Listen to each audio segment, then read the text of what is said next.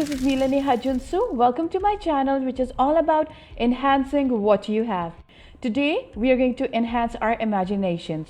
So on Instagram I asked you guys about the paranormal experiences that you had or someone that you know had. So I'm going to share your stories with all of you. So let's get started. I will be reading those from my phone. So first story is by Kim Rabia. Now she's a YouTuber as well. She does makeup tutorials and Kpop MV reactions. So in case if it sounds like your thing, so do subscribe to her. Her channel's link is in the description box. Okay, so when I first moved to Islamabad, we had to find a house really fast to move in now. So we didn't have much time to really look into it and stuff. Only stayed in that house for 4 months. But basically, we moved in, and after some time, little weird things used to happen. Let me just tell you that I always had bad vibes from this place. My room was on the upper floor, my mom's room was downstairs. Okay. I always got the most vibes from my mom's room, I swear to God. I didn't even used to go in there. I just hated the room, just gave me stand-up grudge vibes. The house had a bad vibe. We wanted to move as fast as we could. So from the things that happened there is one time my mom was sleeping in the living room. She fell asleep while reading a book on sofa. She woke up and she felt like someone was watching her. But of course, there was no one in the house. I was in school, same goes for my siblings, and then she felt like someone breathed next to her. Oh my God, that's so creepy when you're alone. Oh my God. She told us this after when we got home. She got so scared and told that whoever is in this house, we don't mean any harm, just let us live in peace and we will leave this house very soon. After that, it only happened to my mom. That's so creepy. Like certain things happen to me when I'm alone because I kind of feel that my house is kind of haunted, so I can totally relate. Anyways, that's the next part. Though I also experienced some things. Also, my sister did as well. So for me, first I told you that mom's room gave me bad vibes, right? So second is that whenever we would be going downstairs, something would always try to push us down the stairs. I've got goosebumps. I have even fallen from the stairs because that I felt like someone pushed me, and when I looked back, there was no one. But I felt the hands on my back pushing me. Oh my God, that's so scary. She felt the hands. Oh my God. Another thing happened was that one day I was trying to sleep, but I couldn't fall asleep. Right in front of me was the door to the bathroom. And you know, the bathroom's door slowly opened on its own, like no wind, nothing. We didn't even have the fly on it. It was like someone left the room after using it. Oh my God. One more thing happened to me. I was in my room upstairs. I heard my brother upstairs, so I called out to him. He didn't answer, so I went to his room. Also got bad vibes from his room. I said something to him. He didn't reply, just nodded. So after telling him that I went downstairs, there I saw my brother in the living room watching TV, and I was like, "You were just upstairs." And he said, "What? No, I wasn't." I was so shocked. I knew that thing wasn't my brother. I was scared, but I didn't tell anyone. I didn't want it to freak my fam out. But we left the house as soon as we could. This was so creepy. Like, we have been living in our house from like 1939, like my family. So my house is around 1.6 acres, and I have an idea that if it's not haunted, there are certain type of different things living here. A lot more things happened, like our doorbell always going off in the middle of the night. Cats always sitting outside the kitchen. It was like whatever that was in the house was irritating us. After we left, we found out that the guy who lived in there before us, he experienced worse things. At night, his eyesight would go. Oh my god. And he couldn't see, but when he got out of the house, his eyesight would come back. Oh my god, I'm getting goosebumps. Yallah. And this would happen every night. We have heard that after we left, of course, many people stayed in that house, but not for too long, everyone would leave. The house is still there, but I don't know if anyone lives in it or not. That's really creepy, oh my god. So yeah, this one is by Junsu. I was alone and no one was there. It was 3 a.m. and there was a sound of running down the stairs. I was scared and suddenly there was a loud knock at my room's door. This is so scary, and let me tell you, this has happened with me as well. Like, I can totally relate when, especially it's 3 a.m. Like, do you know, guys, that at 3 a.m. they say that they're like things like that are more active. So yeah, next story is by Not Mehru 97. My little sister's doll would start singing songs exactly at 3 a.m. even without batteries. I would have just left the doll. Would have thrown it out of my house. Like, wow. I asked Mehru, like, on Instagram, and I asked her that, how much old is this incident, and she said it's like 3 to 4 years old and she still has the doll. So it's creepy. So yeah, this next story is by Ismat Sheikh. So this happened when I was 13 or 14. I used to watch anime and stuff at midnight with either my sis or alone when everyone was asleep. So this one time we were watching some anime and I heard someone run into the kitchen. Kitchen's light was always on. The kitchen was opposite to our room, so whenever someone would enter, the light would shine in our room, since our room's door was half open, always. Anyways, as soon as we heard, we hid our phone and my sister pretended to sleep, while I got up to check thinking it might be one of my siblings. So I got to our room's door and saw my youngest sister, who was 2.5, running out of the kitchen towards the room of my parents.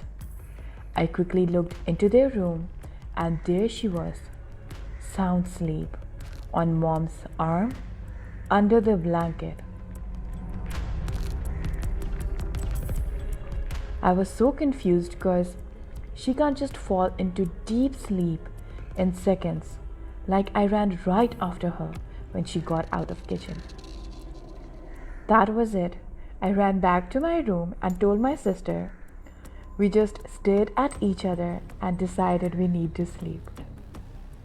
I would have never ever talked to my sister, like the younger one. I would have stayed away. Okay, so this next story is by Faria, and that's what she says. Well, I was 8 or 9, I guess, and we used to live with our grandparents and uncles because my father has a big family and is the eldest son of the house. So the bungalow type house had a big veranda and had a tree. Okay. On the right side, there were 2 rooms that were under construction, and on the left side of that veranda was the washroom. So I woke up in the middle of the night and went to washroom. And when I came out, I looked at the room on the right, which was under construction. And I don't know, but I thought I felt something really, really white over there, like a luminous light, even though that room was under construction and had no light and electric work done. And I saw something really white, like an old man standing and staring at me. For a second, I thought it was my dada, the grandfather, but my grandfather never had a really long beard. I freaked out and was shaking, I swear. and then ran out of it. Did not look back. So all the stories that I'm sharing it with you are from the people who live in Pakistan, but this specific story is by someone who lives in Indonesia. So my uni have a live-in program. Every student must take once to get the certificate to enroll the graduation procedure. So it was in 2010. If I'm not mistaken, I got this certain village. The first time I got there with my group, we never knew before coming from different faculties in the uni.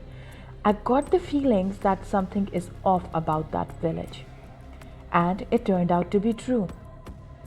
Let me tell you, one of many things I experienced there. One of my members sees the unseen. While fortunately, I was just sensitive to these things. I'm sensitive too. Thank God I'm just sensitive. I would have died if I was not sensitive and I could see. During the program, we, the girls, were too afraid to take a shower alone. So we did it together, the four of us. The formation formed like an L letter. On the vertical area were A, a dentistry student, B, a plantation student, and me on the horizontal area, and was just C, the one who sees them. So between me and C was empty space. While we were taking a shower, suddenly I and C turned our head and looked at the empty space between us. The A and B asked, "What? What happened?" I was stunned. C said, "Nothing, all was fine." I was paranoid if there was some peeking over the ventilation. What I felt was there was a girl suddenly appeared and stood there, beside me and C, right at the corner of the bathroom. Later on, after all the time, we reached the last day of the program, and C revealed what really happened during the program. She revealed that when we were taking a shower together that very afternoon, there was a woman in white dress and long hair. People here call it kuntilanak, and that suddenly just appeared there at the exact point where we looked at. She said the kuntilanak did nothing but watching us taking a shower. There were many experiences that I personally got, as well as other members, and later on the last day of the live-in program, C confirmed everything. And after that live-in, my third eye got opened wider, which made me able to sense their movements. Even I can almost see them in real. I saw the silhouettes of them that freaked me out. And I asked a friend who knows about that kind of thing to close my third eye. And it was closed for about 5 years before it started up again. And more things I have to go through. Okay. That's really creepy and I'm so scared that I can't even explain. So this is the story by Saleha, Dr. Saleha, and she says that she hasn't experienced something paranormal, but something weird has happened with her. Okay, we're always into all this weird stuff, so yeah, let's do it. Something weird did happen. I think it was last year or before that. I was binge watching Adalat and I was in guest room. It was afternoon and my dad was sleeping in bed. The lights were off and I was laying down. I didn't realize, but I heard the door knock and I heard my dad's voice and my mom was like, "Open the door." I was like, my dad is lying here, but there was no one. I got scared and that's the maximum that what has happened with me. Okay. Yeah, it's really creepy. Has any of you ever experienced something like that?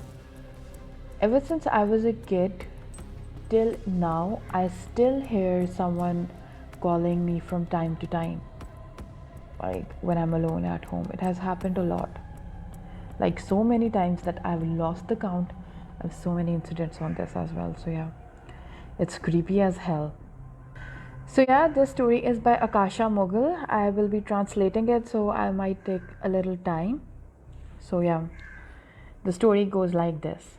My uncle's father-in-law was a Nathwa. Now Nathwa are people who recite certain words or sing songs for God's praise. I guess that's how you say it. Anyways, so one day a person came to him and asked him at night to go at a milad with him. So he went with him. That person gave him a bag. At those times, there were bags that were given to people. So he couldn't take care of that bag properly, and whatever was in that bag, it kept on falling. When he came home, he realized that there were gold coins in the bag that were falling. Later on, he realized that whoever that person was who took him to the milad was a jinn. And the milad he went to was not of humans and of jinnat.